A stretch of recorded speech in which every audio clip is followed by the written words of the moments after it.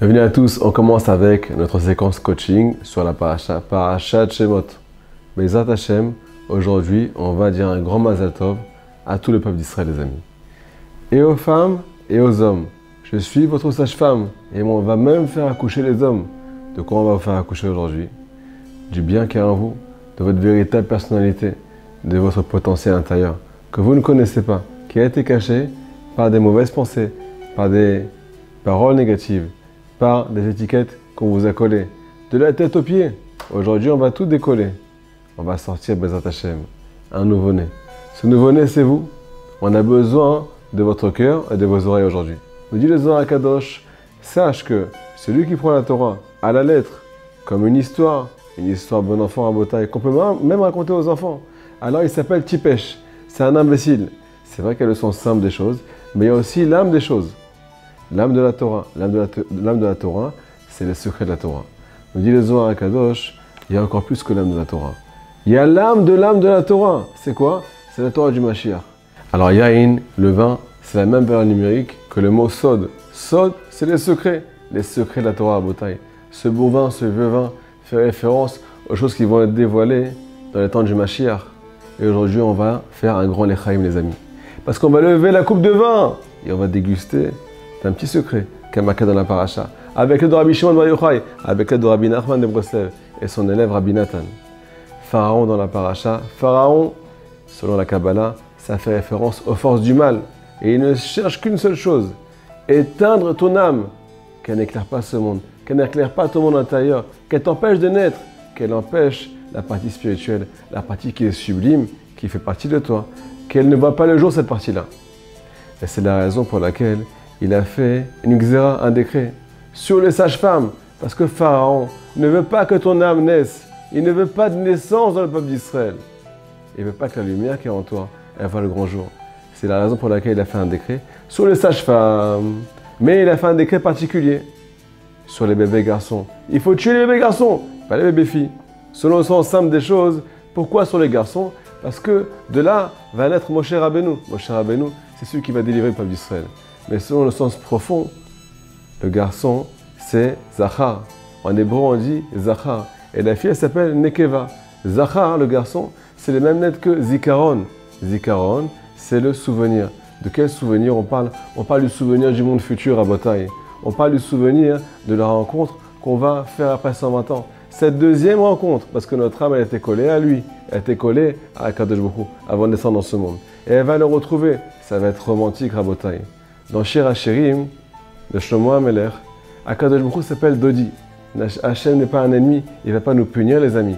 Il va nous faire comprendre qu'on a raté le coche. Il va nous faire comprendre que c'est tellement dommage de ne pas avoir tout fait pour qu'on puisse se retrouver encore plus fort, avec encore plus de proximité après 120 ans. Alors celui qui est Zachar, il a le Zikaron, il a la pensée, il pense à Hachem. Pharaon, il veut tuer cette pensée. Il veut tuer ce souvenir, il ne veut pas que le juif, peu importe femme ou homme, il se rappelle d'Akadosh Baruch Hu dans ce monde. Il veut qu'il oublie tout.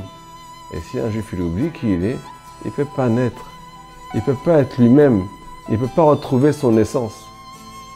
Il faut savoir que quand on parle de naissance pour un juif, on parle de naître pour pouvoir encore plus s'inclure et se fondre comme un embryon dans le ventre de sa mère par la suite. On veut naître pour pouvoir encore plus se fondre dans un Kadosh Baruch Hu. Quel conseil!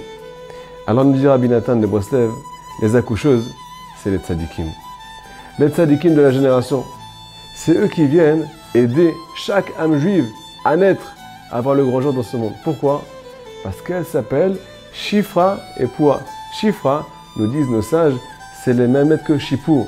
Celles qui viennent bonifier, celles qui viennent réveiller les qualités qu'il y a à l'intérieur de toi et qui sont cachées, que tu ne connais pas.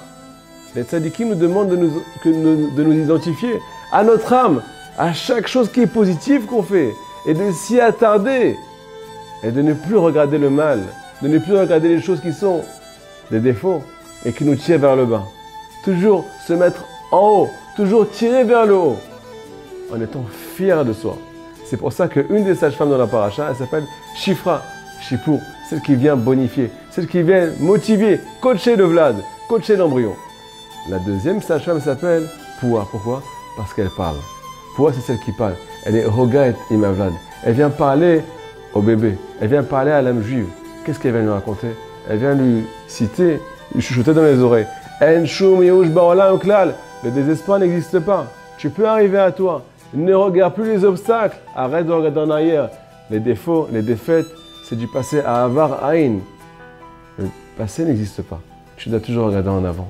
On a besoin à Botaï, pour pouvoir en être, de beaucoup pousser. Pousser, inspirer, expirer. On va devoir à Botaï faire beaucoup d'efforts, beaucoup pousser. Et aussi inspirer. Inspirer, c'est être inspiré. Comment on va être inspiré?